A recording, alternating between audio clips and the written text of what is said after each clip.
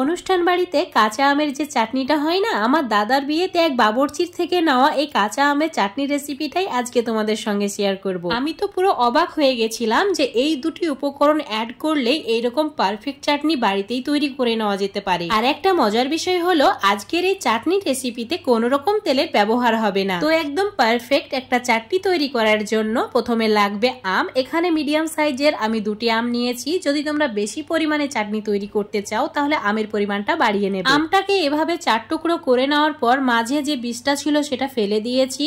তারপর এইভাবে কিউব করে কেটে নিয়ে জলের মধ্যে দিয়ে দিলাম। তোমরা চাইলে বড় বড় টুকরো করেও কাটতে পারো, কিন্তু দেখবে বিয়ে বাড়ির অনুষ্ঠানে যে আমের চাটনি পাওয়া যায় এইভাবে কিউব করেই কাটা হয়, আর এইভাবে দেখতেও ভালো লাগে। এবার সামান্য পরিমাণে হলুদ দিয়ে এইভাবে 10 মিনিট রেখে দিতে হবে। 10 মিনিট পর চুলোর উপর একটা ফ্রাই প্যান নিয়েছি, আর ফ্রাই প্যানে 1.5 গ্লাস মতো জল অ্যাড করে দিলাম। তাতে সামান্য পরিমাণে মানে হাফ চামচ মতো হলুদ দিয়ে দিলাম। এবার যে আমের টুকরোগুলো হলুদ জলে ভিজিয়ে রেখেছিলাম সেই জল ফেলে দিয়ে ভালো করে ধুয়ে নেওয়ার পর এই ফ্রাই প্যানের মধ্যে অ্যাড করে দিতে হবে। আমি প্রায় 5 মিনিট হাই ফ্লেমে রান্না করে নিয়েছি, মানে আমগুলো সেদ্ধ হয়ে গেছে 80%।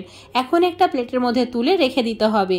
ওই জলটাকে ফেলে দেওয়ার পর ফ্রাই প্যানে আবারও আমি 1.5 গ্লাস মতো জল নিয়েছি। আর জলটা হালকা একটু গরম হওয়ার পর অ্যাড করেছি হাফ চামচ মৌরি। যে যেমন চাটনির মধ্যে মিষ্টি খেতে পছন্দ করো সেই হিসাবে চিনি অ্যাড করবে। আমি প্রায় 150 গ্রাম মতো চিনি অ্যাড করেছি, আর সামান্য পরিমাণে নুন দিয়েছি। এবার খুব ভালো করে মিশিয়ে নিতে হবে। চিনি হালকা গলে গেছে।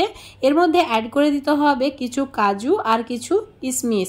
এখানে কাজু কিশমিশটা অবশ্যই অ্যাড করবে, তাহলে চাটনিটা খেতে খুবই ভালো লাগবে। চুলোর আঁচ মিডিয়ামে রেখে কাজু কিশমিশ একটু সময় নিয়ে নাড়াচাড়া করে সেদ্ধ করে নিতে হবে। আমি প্রায় 3-4 মিনিট ধরে ভালো করে একটু সেদ্ধ করে নিয়েছি, মানে প্রায় 80% সেদ্ধ হয়ে গেছে। এবার এই সময় অ্যাড করে দিতে হবে সামান্য পরিমাণে ফুড কালার। অবশ্যই এখানে ফুড কালারটাই অ্যাড করবে, তাহলে একদম পারফেক্ট একটা কালার আসবে। এবার আমি নিয়েছি খাবার সোডা বা বেকিং পাউডার সামান্য পরিমাণে, মানে হাফ চামচেরও কম খাবার সোডা একটা বাটির মধ্যে নিয়ে নিতে হবে। তারই সঙ্গে অ্যাড করে দিতে হবে প্রায় 1 চামচ মতো লেবুর রস। অবশ্যই এই মিশ্রণটা অ্যাড করতেই হবে। এই মিশ্রণটা অ্যাড করার কারণে বিয়ে বাড়ির বা যে কোনো অনুষ্ঠান বাড়ির চাটনি এত বেশি সুস্বাদু হয়। এবার এই মিশ্রণটা অ্যাড করে দিতে হবে চিনির সিরাতে, আর এটা অ্যাড করে দেওয়ার ফলে এটার কালারটাও অনেকটা চেঞ্জ হয়ে যাবে। দেখো আমি 2-3 মিনিট এভাবে একটু রান্না করে নিয়েছি, আর এটার কালারটাও খুব সুন্দর চলে এসেছে। এবার আমি একটা বাটির মধ্যে প্রায় হাফ বাটি মতো জল নিয়েছি, আর এটা ঠান্ডা জল। এর মধ্যে 1 চামচ কর্নফ্লাওয়ার অ্যাড করেছি। ভালো করে মিশিয়ে নেওয়ার পর এই মিশ্রণটাও অ্যাড করে দিতে হবে। এই মিশ্রণটা অ্যাড করার কারণেই খুবই সহজে চিনি সিরাটা ঘন হয়ে যায়, আর এটা ঠান্ডা হয়ে যাওয়ার পরও চিটচিটে হয় না। কর্নফ্লাওয়ার জল অ্যাড করার পর চুলোর ফ্লেমটা মিডিয়াম করে দিতে হবে, আর অনবরত এভাবে 2-3 মিনিট নাড়াচাড়া করে ভালো করে এই সিরাটাকে ফুটিয়ে নিতে হবে। 2-3 মিনিট পর ঠিক এইরকম ঘন হয়ে যাবে, আর একদম পারফেক্ট একটা চাটনির সিরা তৈরি হয়ে যাবে। এবার এর মধ্যে অ্যাড করে দিতে হবে আগে থেকে সেদ্ধ করে রাখা আমের টুকরোগুলো।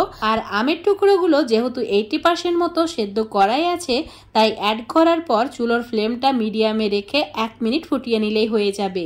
এর বেশি যদি ফুটিয়ে নেওয়া হয় বা রান্না করা হয় তাহলে আমের টুকরোগুলো গলে যাবে আর চাটনিটা পারফেক্ট হবে না। তো এভাবে হালকা করে নাড়াচাড়া করে নিয়ে 1 মিনিট আমি ফুটিয়ে নিচ্ছি।